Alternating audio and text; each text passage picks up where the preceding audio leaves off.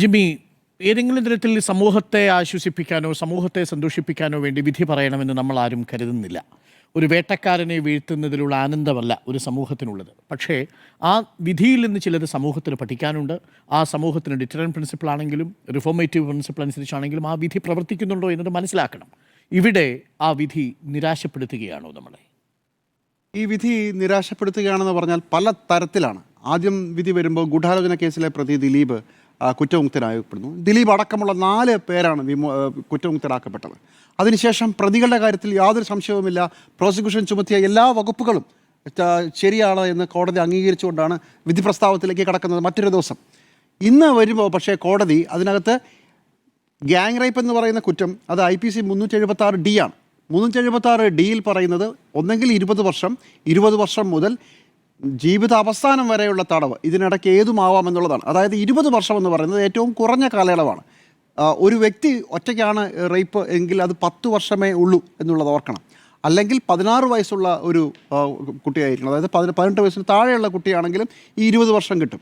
Gang റേപ്പിനെ അത്ര ഗൗരവത്തോടു കൂടിയാണ് നിയമം എല്ലാം കാണുന്നത്, അത് വളരെ ഗൗരവത്തോടു കൂടി കാണുന്നതുമാണ്. അങ്ങനെ ഇരിക്കെ എന്തുകൊണ്ടായിരിക്കും 20 വർഷം എന്ന് പറയുന്ന നിയമം അനുശാസിക്കുന്ന ഏറ്റവും ചെറിയ കുറ്റം, ഏറ്റവും ചെറിയ ശിക്ഷ നൽകിയത് എന്നുള്ളത് നമുക്ക് ഊഹിക്കാനേ പറ്റൂ. കാരണം കോടതി വിധി നമ്മുടെ കയ്യിലില്ല. ഈ ആദ്യ ദിവസം വന്നത് മുതൽ ജഡ്ജി അടക്കമുള്ള ആളുകൾ പറയുന്നത് നിങ്ങൾ വിധി നോക്കി വിമർശിക്കുമെന്നാണ്. ഇന്നും ഭംഗ്യന്തരേണ ജഡ്ജി ഹണിയം വർഗീസ് പറയുകയും ചെയ്തു, വിധി കയ്യിൽ കിട്ടിയ ശേഷം അത് വായിച്ച ശേഷമേ വിമർശിക്കാവൂ. മണി 8:30 നമുക്ക് ഇതുവരെ അതിൻ്റെ ഒരു ഭാഗം കിട്ടിയിട്ടില്ല എന്ന് മാത്രമല്ല, അത് മുഴുവനായി അപ്ലോഡ് ചെയ്യാൻ ഇപ്പോൾ ഉദ്ദേശിക്കുന്നില്ല എന്നാണ് മനസ്സിലാകുന്നത്. അഭിഭാഷകരുടെ കയ്യിൽ കൊടുക്കും എന്ന് വെച്ചാൽ ഒരു 3-4 ദിവസം കഴിഞ്ഞ് അഭിഭാഷകരുടെ കയ്യിലൂടെയൊക്കെ കയറി ഇറങ്ങിയിട്ടായിരിക്കും നമ്മുടെ കയ്യിൽ കിട്ടുക. അതിനുശേഷം നമുക്ക് അഭിപ്രായം പറഞ്ഞാൽ മതി എന്നാണോ? നമുക്ക് എഴുതാനല്ലേ അറിയാമോ, വായിക്കാൻ അറിഞ്ഞൂടല്ലോ. അതാണല്ലോ, നമുക്കൊന്നും വിവരമില്ല. അതുകൊണ്ട് അത് വിവരമുള്ള ആളുകൾ ചെയ്യട്ടെ, വിധി വരട്ടെ, ഇങ്ങനെയാണ് പറയുന്നത്. പക്ഷേ ഇന്ന് തന്നെ അത്ഭുതപ്പെടുത്തിയത്, ആദ്യം ഈ വിധി പ്രസ്താവം തുടങ്ങുമ്പോൾ അവരുദ്ധരിച്ച നിപുൺ സക്സേന കേസുണ്ട്. നിപുൺ സക്സേന കേസ് എന്താണ്? നമുക്ക് എല്ലാവർക്കും അറിയാവുന്ന പോലെ പ്രതിയുടെ വിക്ടിമിൻ്റെ അതിക്രമത്തിനിരയായ വ്യക്തിയുടെ സ്വകാര്യത ഹനിക്കപ്പെടരുത് എന്നുള്ളതാണ് നിപുൺ സക്സേന കേസിൻ്റെ അടിസ്ഥാനം. അതെന്തിനാണെന്ന് തുടക്കത്തിൽ പറഞ്ഞതെന്ന് എനിക്ക് മനസ്സിലായില്ല. എന്തായാലും ഒരു ഉപദേശം ജഡ്ജി ഈ വിധിയെല്ലാം പറഞ്ഞിട്ട് അവസാനം പറയുന്നുണ്ട്. അതിതാണ്, ദൃശ്യങ്ങളുടെ കോപ്പി വളരെ ഗൗരവത്തോടു കൂടി അന്വേഷണ സംഘം സൂക്ഷിക്കണം കേട്ടോ. അതെന്തായാലും ഗംഭീരമായി കോടതിയുടെ കയ്യിൽ ഒരു ദിവസം പോലും ആ മെമ്മറി കാർഡ് ഗൗരവമായിട്ടല്ല ഇരുന്നത്, സുരക്ഷയോട് കൂടി ഇരുന്നില്ല എന്നുള്ളത് ഇതിനോടകം വ്യക്തമായി കഴിഞ്ഞതാണ്. കോടതി അതിൽ പരാജയപ്പെട്ട് കഴിഞ്ഞതാണ്. 3 തവണയാണ് ദൃശ്യങ്ങളടങ്ങിയ മെമ്മറി കാർഡ് പലരുടെ കയ്യിൽ പോയതും അനധികൃതമായി അവർ പരിശോധിച്ചതും. ഒരു കാര്യം കൂടി എടുത്തു പറയാം, ഹാഷ് വാല്യൂ മാറുക എന്ന് പറഞ്ഞാൽ ദൃശ്യങ്ങൾ എടുത്തു വെച്ച് കണ്ടാൽ ഹാഷ് വാല്യൂ മാറില്ല. എഡിറ്റിംഗ് നടന്നാലേ, കൂട്ടിച്ചേർക്കലോ കുറയ്ക്കലോ നടന്നാലേ ഹാഷ് വാല്യൂ മാറൂ. എന്ന് വെച്ചാൽ ഒരു ജഡ്ജിയുടെ PA, ഒരു കോടതിയിലെ പ്രധാനപ്പെട്ട ഉദ്യോഗസ്ഥൻ, ഈ 3 പേരും ഇതെടുത്ത് തുറന്നു എന്ന് പറഞ്ഞാൽ ഇത് എഡിറ്റ് ചെയ്തു എന്നർത്ഥം. ഹാഷ് വാല്യൂ മാറി എന്ന് പറഞ്ഞാൽ എന്താർത്ഥം?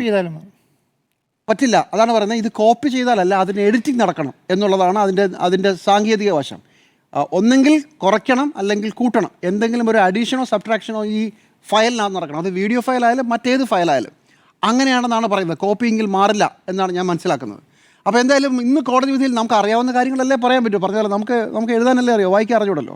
അപ്പോൾ ജഡ്ജി പറഞ്ഞനുസരിച്ച് ദൃശ്യങ്ങളുടെ കോപ്പി ഭംഗിയായി സൂക്ഷിക്കണം എന്ന് പറഞ്ഞ ഭാഗത്തെക്കുറിച്ച് നമുക്ക് എന്തായാലും ചർച്ച ചെയ്യാം. അതെന്തായാലും നന്നായി, ജഡ്ജിയെ അഭിനന്ദിക്കുന്നു. കാരണം അന്വേഷണ ഉദ്യോഗസ്ഥരെങ്കിലും ഒരു ശുഷ്കാന്തി കാണിക്കാൻ ഞങ്ങൾക്കോ പറ്റിയില്ല, കോടതിക്കോ പറ്റിയില്ല, നിങ്ങളെങ്കിലും മര്യാദയ്ക്ക് ചെയ്യണം എന്നാണ് പറഞ്ഞതെങ്കിൽ വളരെ നല്ല കാര്യം. മറ്റൊരു കാര്യം പറഞ്ഞത്, ഒരു ശിക്ഷ വിധിക്കുന്നത് സമൂഹ മനസാക്ഷിക്ക് വേണ്ടിയാണോ പ്രതിക്ക് വേണ്ടിയാണോ എന്നൊരു തർക്കം വന്നു. ഞാനതിനകത്ത് ജഡ്ജിയോടും നിയമ സംവിധാനത്തിൽ അങ്ങനെ പറയുന്നതിനോടും വിയോജിക്കുകയാണ്. സമൂഹത്തിന് കൂടി ഒരു സൂചന തന്നെയാണ്. പല കേസുകളിലും അങ്ങനെ കോടതികൾ പറഞ്ഞിട്ടുമുണ്ട്. ഇവിടെ എന്തുകൊണ്ടാണ് മാറ്റി പറഞ്ഞതെന്ന് എനിക്ക് മനസ്സിലാകുന്നില്ല. സമൂഹത്തിന് മനസ്സിലാകാൻ വേണ്ടിയിട്ടാണെന്നേ വളരെ കാര്യമായ ശിക്ഷ നൽകുന്നത്. ഒരു ഡിറ്ററൻ്റ് എഫക്റ്റ്, ഒരു ഭയം, ഇനി മേലാൽ ഇങ്ങനെ ഒരു കുറ്റം ചെയ്യുന്നതിൽ നിന്ന് ഒഴിവാക്കാൻ വേണ്ടി കൂടിയാണ് കോടതികൾ ശിക്ഷ വിധിക്കുന്നതെന്നാണ് ഞാൻ കരുതുന്നത്. അങ്ങനെ വേണമെന്നാണ് എൻ്റെ അഭിപ്രായം.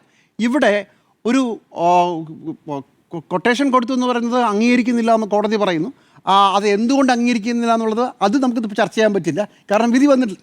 ഒന്നും തൊടാൻ പറ്റില്ലെന്ന്, ഒരു സാധനം ഇണ്ടാൻ പറ്റില്ല. കാരണം നമുക്ക് വായിക്കാൻ അറിഞ്ഞൂടല്ലോ, എഴുതാനല്ലേ അറിയാവൂ. അപ്പം അതും പറയാൻ പറ്റില്ല.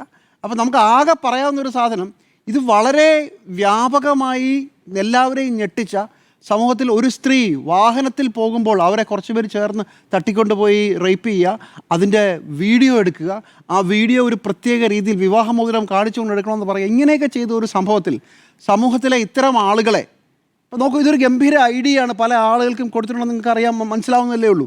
മൊബൈൽ ഫോണും വീഡിയോ ക്യാമറയും വന്നതിന് ശേഷം എത്രയോ റേപ്പ് കേസുകൾ, എത്രയോ സ്ത്രീ പീഡനങ്ങൾ ഇരുചെവി അറിയാതെ പോലീസ് സ്റ്റേഷൻ്റെ കവാടത്തിൽ പോലും വരാതെ ഒതുക്കപ്പെട്ടു പോയിട്ടുണ്ട്. നമുക്ക് തന്നെ എത്ര സംഭവങ്ങൾ അറിയാം. ലോകം മാറിക്കഴിഞ്ഞു. മൊബൈൽ ക്യാമറ വന്നതോടുകൂടി സ്ത്രീ പീഡകരുടെ സ്വാതന്ത്ര്യം വല്ലാതെ കൂടിയിട്ടുണ്ട്. ആർക്കെതിരെയും അതിക്രമം നടത്താൻ രഹസ്യമായി അതൊരു ക്യാമറയിൽ റെക്കോർഡ് ചെയ്യുകയോ ക്യാമറയിൽ റെക്കോർഡ് ചെയ്തിട്ടുണ്ടെന്ന് ഇരയെ ഭയപ്പെടുത്തുകയോ ചെയ്താൽ ഒരു 90% കേസുകളും വരില്ല. അപ്പോൾ അങ്ങനെയൊക്കെ ഇരിക്കുമ്പോൾ ഒരു ഡിറ്ററൻ്റ് എഫക്റ്റ്, ഒരു ഭയപ്പെടുത്തുന്ന എഫക്റ്റ് കൊടുക്കണ്ടേ കോടതി? അതിനല്ലേ കോടതി നിൽക്കേണ്ടത്. അല്ലാതെ ഒരു വിക്ടിമും 3, 4, 5, 6 പ്രതികളും തമ്മിലുള്ള ഒരു കൊടുക്കൽ വാങ്ങൽ മാത്രമാണോ ഒരു കോടതി വിധി? ഇത് വളരെ ഗൗരവമായൊരു കുറ്റമല്ലേ? അവിടെയാണ് വീണ്ടും നമുക്ക് സംശയം വരുന്നത്. എങ്ങനെയാണ് 376D എന്ന് പറയുന്ന ഗ്യാങ് റേപ്പിലെ ഏറ്റവും ചെറിയ കുറ്റം, ചെറിയ ശിക്ഷ 20 വർഷം തടവ് എന്നുള്ളത് മാത്രമാകുന്നത്? അപ്പോൾ ഡെറ്ററൻ്റ് എഫക്റ്റ് നോക്കിയില്ല എന്നുള്ളതാണ് എൻ്റെ അഭിപ്രായം. എന്ന് മാത്രമല്ല, കോടതി ഇന്ന് വിധി പ്രസ്താവന നടത്തുമ്പോൾ ചോദിച്ച വേറൊരു പ്രധാനപ്പെട്ട ചോദ്യം, അത് പ്രോസിക്യൂട്ടറാണ് ചോദിച്ചത്.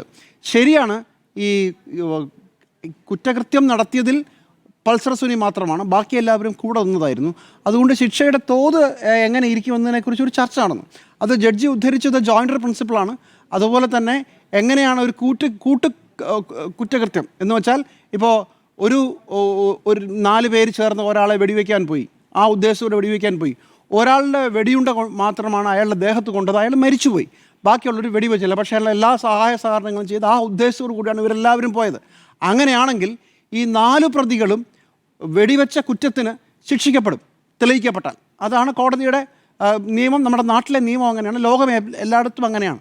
ഒരു ഗ്രൂപ്പായിട്ടുള്ള ഒരു തീരുമാനത്തോടു കൂടി എല്ലാവരും പോയി, ഒരാൾ മാത്രം ആ കൃത്യം ചെയ്താലും ഇവരെല്ലാവരും ശിക്ഷിക്കപ്പെടും. അപ്പോഴും ഇത് ചെയ്ത ആൾക്ക് കുറച്ചുകൂടെ ഗൗരവമായ ശിക്ഷ ഈ വിത്തിൻ ദ ലിമിറ്റ്സ്. ഇവരെല്ലാവരും ഗ്യാങ് റേപ്പ് തന്നെ ചെയ്തതാണ്. അതിൽ ഈ ആക്ട് ചെയ്തയാൾക്ക് കുറച്ചുകൂടെ കൂടുതൽ ശിക്ഷ കൊടുക്കുകയും മറ്റേയാൾക്ക് കുറവ് ശിക്ഷയെക്കുറിച്ച് തുടക്കത്തിൽ അങ്ങനെ ഒരു ചർച്ചയൊക്കെ ഉണ്ടായതാണ്. ഇന്ന് കോടതി നടപടി കേൾക്കുമ്പോൾ എനിക്ക് മനസ്സിലായത്. അപ്പോഴും എങ്ങനെയാണ് ഈ ആക്ട് ചെയ്ത 1-ാം പ്രതി പൾസർ സുനിയും ഇതിന് കൂടെ നിന്ന് ബാക്കിയുള്ളവർക്കും ഒരേ ശിക്ഷ കിട്ടുന്നത്? അതെന്ത് യുക്തിയാണ്?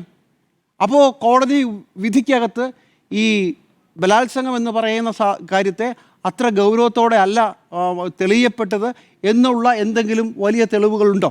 അതുകൊണ്ടാണോ നിങ്ങൾ ജഡ്ജ്മെൻറ്റിന് വേണ്ടി കാത്തിരിക്കുമെന്ന് പറഞ്ഞത്? അറിയില്ല സാർ, ഞങ്ങളിത് കണ്ടിട്ടില്ല ഇതുവരെ.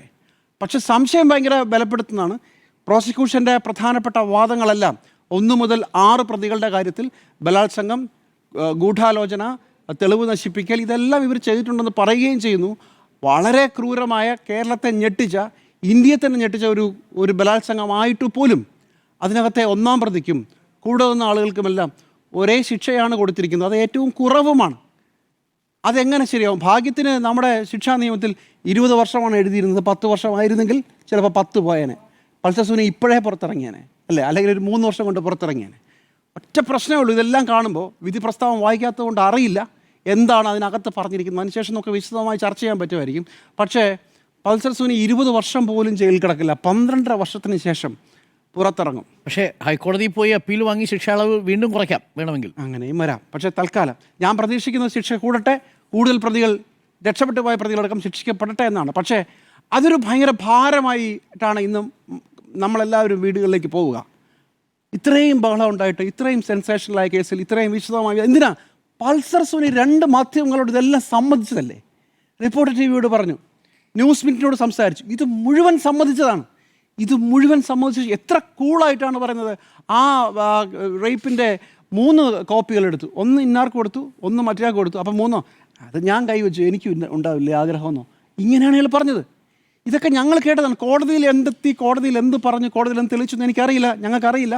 വിധി പകർപ്പ് വരട്ടെ, നമുക്ക് വായിക്കാനല്ലേ അറിയാവോ. പക്ഷേ ഇതെങ്ങനെയാണ്?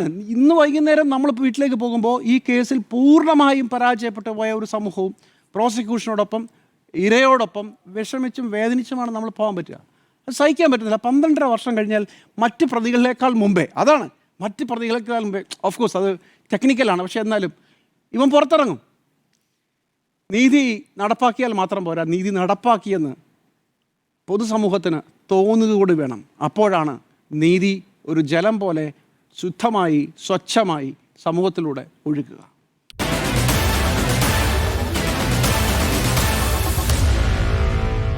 Meet the editors.